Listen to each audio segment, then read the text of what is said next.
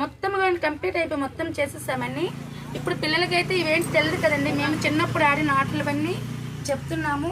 ఈ విధంగా చేసుకునే వాళ్ళము, ఆడుకునే వాళ్ళం అనేసి పిల్లలకి ఇలాంటివన్నీ చూపించాలి, చెప్పాలి కాబట్టి చేసామండి. నేనైతే పెనం చేసానేది, పెనము షేప్ లేదు కాబట్టి నేను చేసేటప్పుడు పుల్ల పెట్టేసి ఉంటాను. యాంటీ అయితే షేప్ చేసింది పెనము అట్లగర్ర.